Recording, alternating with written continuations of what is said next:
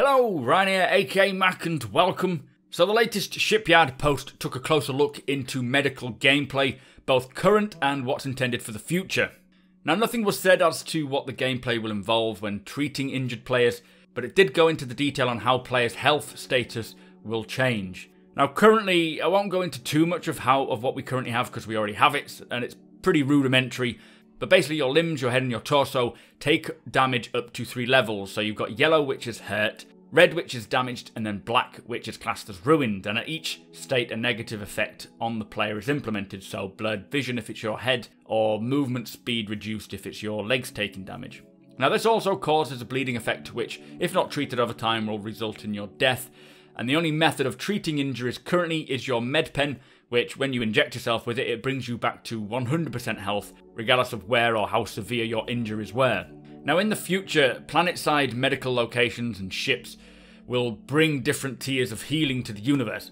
This tier system refers to the severity of the injuries. So tier 3 is classed as sort of minor injuries, such as limbs being damaged. Tier 2 is more serious injuries, such as multiple limb bleed outs or ruined limbs. And then tier 1 is classed as your near-death experiences and fatal injuries. Some injuries won't fully heal unless it receives the correct level of treatment, and even the most basic medical facilities will still be able to keep non-fatally injured players alive and stop bleeding until they can get to a place for further treatment. Now it is advised that players do not stay in a damaged state for a long period of time, as there will be consequences such as reduced stamina. Plus, being in a state of damage will also make you weaker against further damage, so priority is always to get healed as soon as possible. Now what's exciting with this medical gameplay is that it brings an array of new missions into the mix. Helping others is something every player will be able to do to various degrees and with different rewards, but medical ships naturally have the advantage for these missions. So they gave us 3 examples. The first one is medical delivery, so delivering medical supplies like organs or samples and more. They do say that these missions can technically be done by any ship with cargo space, however medical ships have the facilities to keep organic and medical cargo maintained for longer, so it could be transporting organs which need specific temperatures and cleanliness that a medical ship has. The next mission type is recovery, so finding injured people and healing them, or identifying bodies and parts to help you put together clues to uncover a wider story. So this comes into the realm of missions not always being a simple take this box to A and go to B.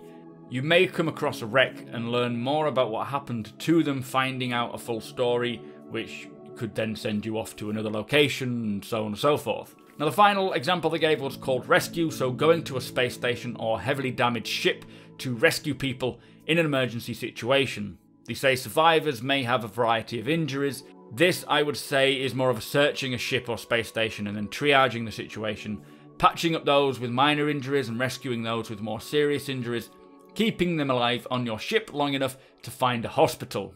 Now they also did say that when you arrive at an emergency location, it might not be as simple as just healing the injured parties.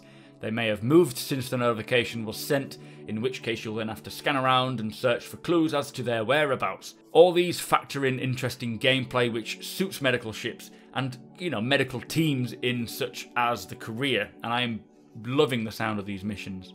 Now, as a lot of you know, there are currently 3 medical ships slated for Star Citizen. I'm sure more will come later down the line, but currently we have the Cutlass Red, the new RSI Apollo, and the Misk Endeavour. Now, each ship is set to play a various role centred around the medical profession. The Cutlass Red is a well-equipped ambulance-style ship, kind of seen at the entrance of the medical profession. I see this more as maybe an emergency medevac-style vehicle. For example, if you are planet-side in an FPS gunfight and a member of your team gets injured, calling in a Cutlass to swoop in, lay down some gunfire as it's got some pretty decent weapons, and extract the injured party out ASAP, treating them en route to the hospital.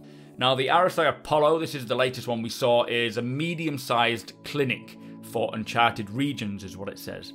I feel this is more ideal for responding to emergencies where ships may have been damaged, expelling or injuring multiple people. Getting an Apollo in with its selection of beds could be the difference between rescuing a few or a single person like the Red to rescuing quite a few of them. Great for team play, and I would think it's a good place to start your doctor-style career if that is still on the cards. Now the MISC endeavour is to be the complete floating hospital. This is capable of treating any injury and serving as a floating respawn location. It's kind of the end game of the medical profession. Being able to choose what tier beds you have on board your ship will allow each player-owned medical ship to be unique and customised for whatever job is needed.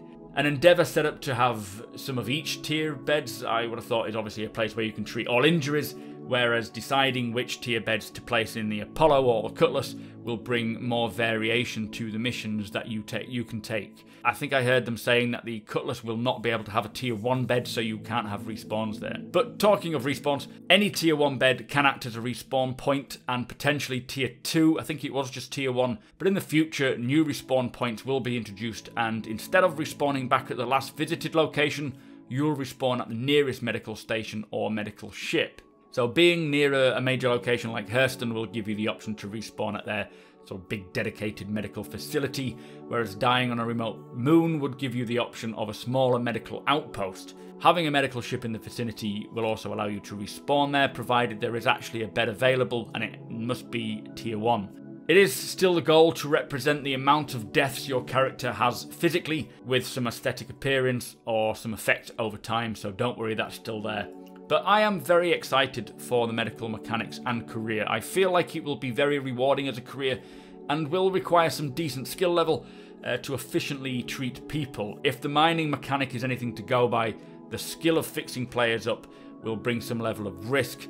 Maybe not so much for minor injuries like tier 3, but tier 1 critical injuries I feel are likely to require someone steady-handed and calm and making sure they don't make a mistake. Hopefully we'll get some information soon on what we can expect for actual gameplay mechanics, but for now hearing about the changes and its evolution is good enough. Do let me know your thoughts, guys. Thank you so much for watching. Be sure to hit that subscribe button so you don't miss any more Star Citizen videos. Follow me over on twitch.tv/SupermacBrothers Ryan, and I shall see you next time.